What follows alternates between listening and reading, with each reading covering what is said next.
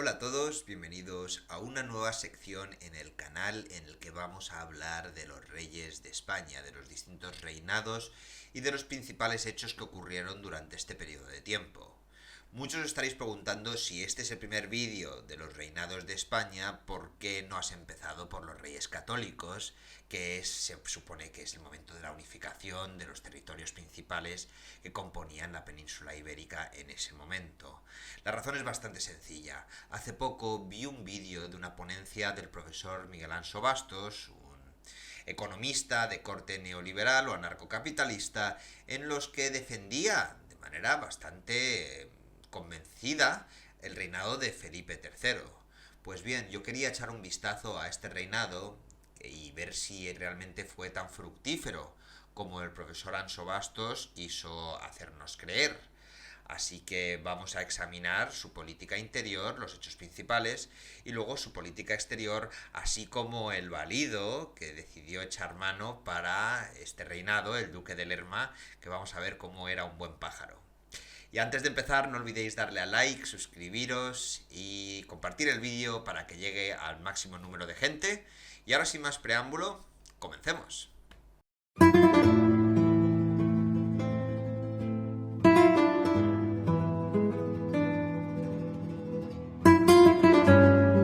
El reinado de Felipe III supuso el mantenimiento de la hegemonía de los Austrias en el mundo, aunque la mala situación económica de ese momento apuntaba hacia el declive del imperio y el comienzo de la decadencia.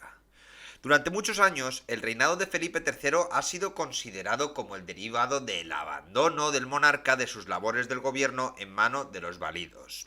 Sin embargo, hoy en día contextualizamos un poco más el tema y estudiamos la historia desde un punto de vista más amplio, considerando este hecho como un proceso general de transformación que tiene lugar en el gobierno de la monarquía y por tanto la introducción de la figura del válido en las funciones principales del gobierno, que es vista como la mayor novedad en el ámbito político del siglo XVII.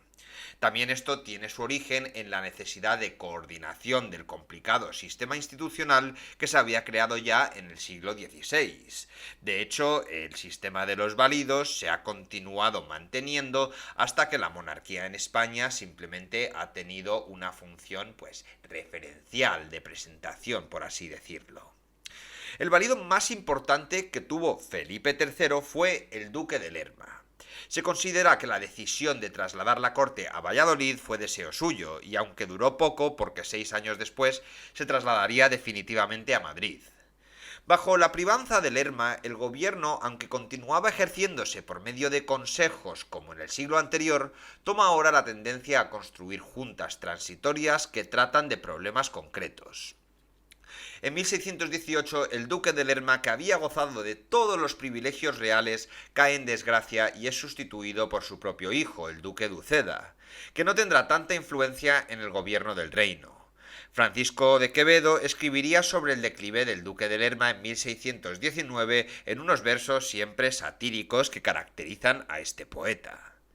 En los asuntos internos destacará durante el reinado la expulsión de los moriscos y en lo referente a la política exterior, su orientación general le llevará a practicar una política de pacificación comparado con su padre, que le iba mucho más la marcha, la guerra. Aún así, durante su reinado comenzaría la desastrosa para España Guerra de los 30 años. Hablar del reinado de Felipe III es prácticamente imposible sin mencionar al válido el duque de Lerma, uno de los personajes más grotescos y corruptos de la España de la época. Ya vemos que la corrupción que tenemos con los Borbones, con Juan Carlitos, viene de muchísimo antes. Los Austrias, los Habsburgo, la Casa Habsburgo también tenía muchísimas corruptelas, que se inició, yo creo, de manera desmedida con este duque de Lerma, el válido del rey, que con el permiso de Felipe III, al que también le iba bastante la marcha y los derroches, era muy de fiestas, saraos y regalos espléndidos, pues puso al duque de Lerma que hiciera y deshaciera a su antojo. Este tío pues era un incompetente absoluto que de alguna manera trincó todo lo que pudo y luego al jubilarse se hizo cura para que no le pudieran matar, para que no le pudieran colgar por todas las que había liado. Uno de los ejemplos más claros de la corrupción de este valido fue lo de trasladar la corte. Vamos a ver, os lo explico un poco para que lo podamos entender. Felipe III aprobó trasladar la corte por parte de la idea del duque de Lerma a Valladolid, ¿no? Entonces, del duque de Lerma aprovechaba este cambio de capital en España para comprar todas las propiedades de Madrid, y aparte él ya tenía todas las de Valladolid. Pues una vez que se cambió la corte a Valladolid, la propiedad allí en esta ciudad pues subió muchísimo. Entonces, ¿qué hacía el duque de Lerma? Vendía. Y luego decidió volver a trasladar la capital a Madrid, y todas las casas que se habían devaluado con el cambio de capital pues pudieron venderlas una vez que volvió a trasladar la corte. Pues así tenía miles más de corruptelas, y no solamente con los nobles, los vasallos, no, también con la iglesia tenía muchísimas, con el alto clero, muchísimos saraos, muchísimas corruptelas, y entonces se hizo de esta administración tan incompetente como caótica una corrupción mayor que creo que ha seguido teniendo efectos en la España incluso de la época del pleno siglo XXI. Y como ya hemos dicho, pues al final se hizo sacerdote para que no lo pudieran matar por toda la que había liado. Pero ¿a quién pusieron? Os estaréis preguntando. Pues ni más ni menos que al duque de Uceda, que era el mismísimo hijo del duque de Lerma. Así que bueno, la corrupción pues estaría muchísimo más controlada, pero en manos de la misma sangre que había permitido y había degenerado este reinado de Felipe III.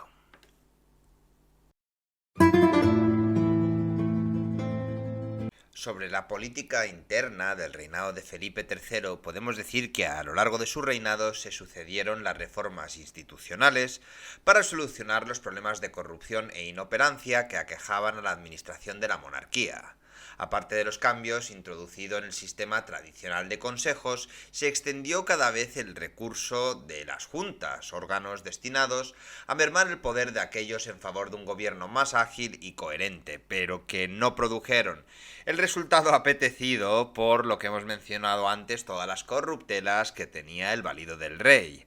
Aquí surgieron pues la Junta de Guerra de Indias, la Junta de Desempeño, la Junta de Hacienda de Portugal, en definitiva un montón de ministerios nuevos que lejos de minimizar el gasto lo continuaban incrementando, por lo que los problemas financieros que se arrastraban ya desde finales del reinado de Felipe II hicieron al rey dependiente de las cortes totalmente, a las que hubo que reunir con más frecuencia que sus antecesores para que le otorgaran los recursos imprescindibles para mantener la acción de la monarquía, el servicio de millones.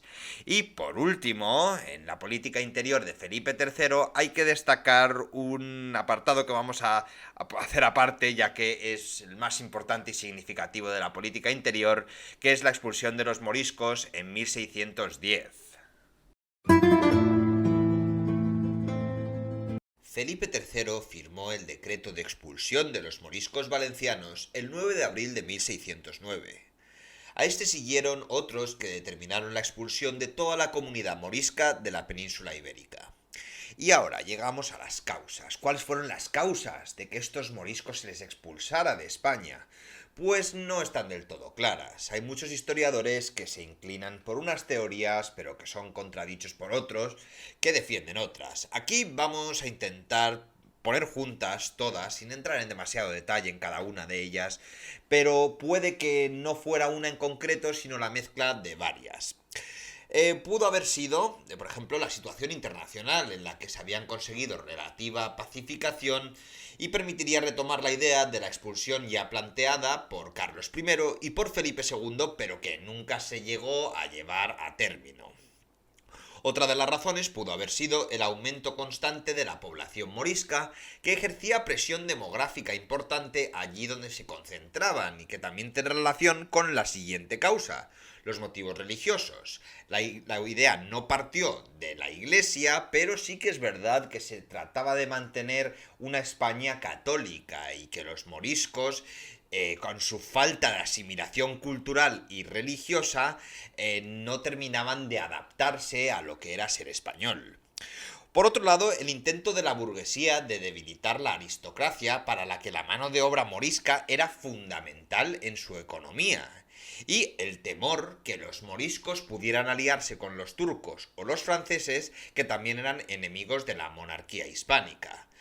Por estas razones se decidió expulsar a los moriscos.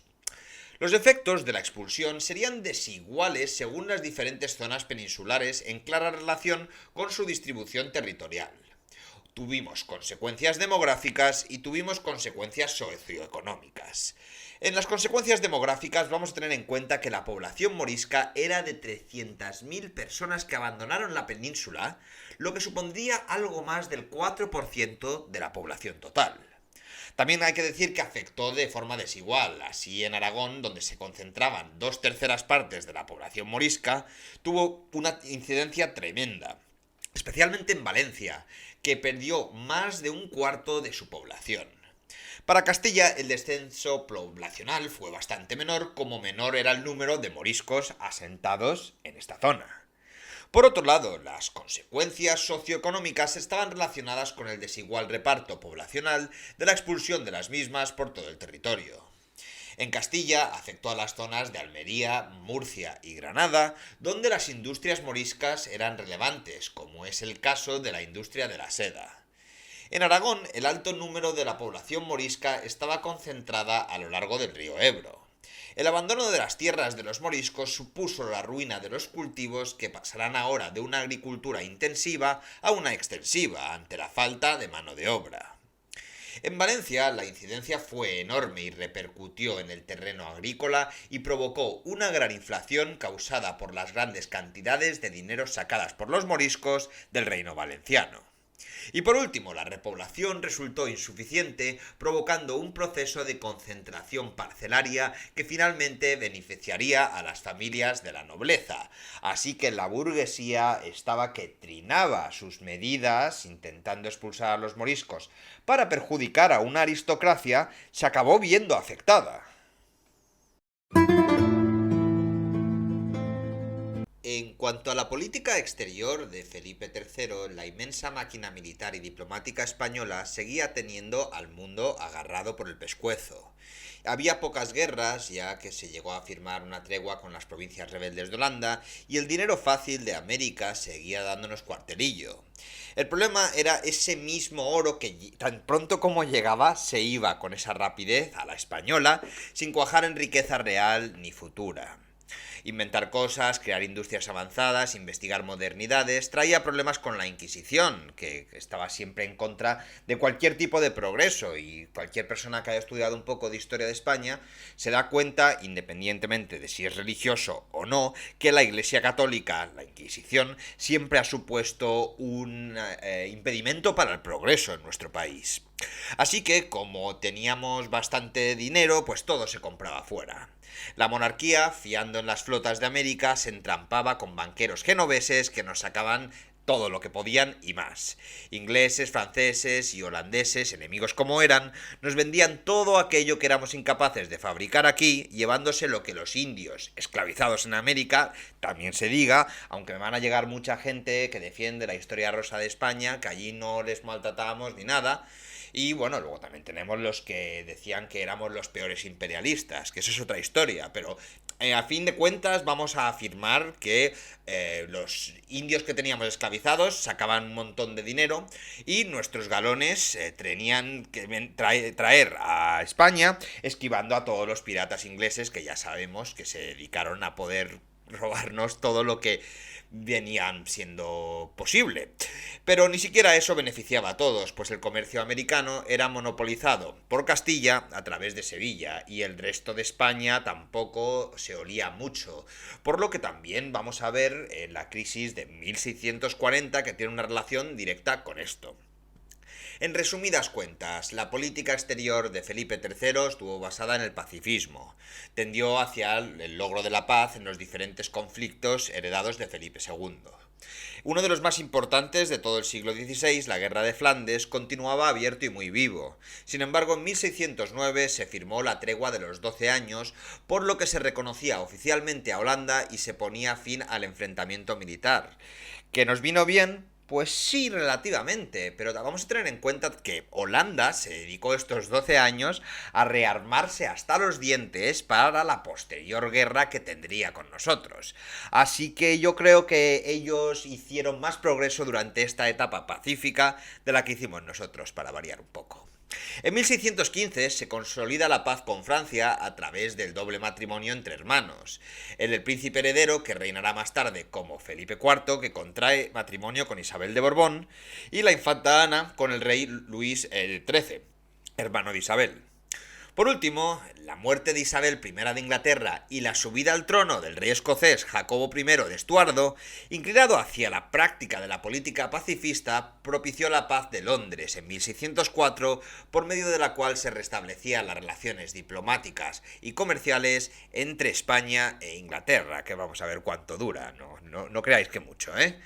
Y, por último, se acabó el pacifismo. En 1618 se comenzará un nuevo ciclo belicista con el inicio de la Guerra de los 30 años, hecho que coincide con la caída en desgracia del duque de Lerma, y a partir de ahora se considerará prioritario en el ámbito europeo apoyar a los Habsburgo austriacos, lo que tendría como consecuencia la participación en la Guerra de los 30 años.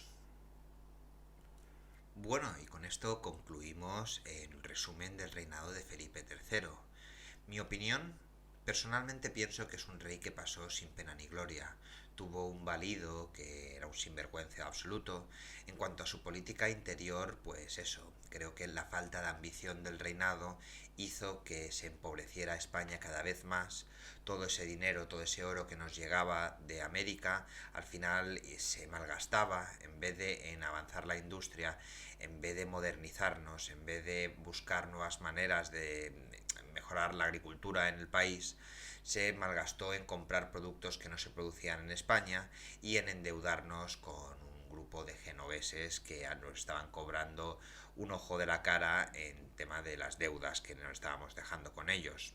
En cuanto a política exterior, pues se puede decir que sí, que fue un reinado pacífico, que no nos metimos en muchos tinglados como su padre, Felipe II, que era más dado a la guerra. Felipe III de alguna manera pacificó, pero ese pacifismo podemos ver cuando comentemos el reinado de Felipe IV, que realmente lo único que hizo fue adelantar que todos estos países con los que estábamos en guerra se reforzaran para luego tener consecuencias mayores, y al final de su reinado lo podemos ver en el 1618 con el inicio de la Guerra de los 30 años. De manera que a mí me encantaría, si alguno de vosotros sois fans del profesor Bastos, que me dijerais qué hizo también Felipe III, qué se hizo también durante el reinado de Felipe III. Me encantaría leer vuestras opiniones, indiferentemente de si lo conocéis o no, en la opción de los comentarios. También si os gustaría que hiciera algún tipo de vídeo en el futuro. Daros las gracias como siempre por estar allí y nos vemos en el próximo vídeo.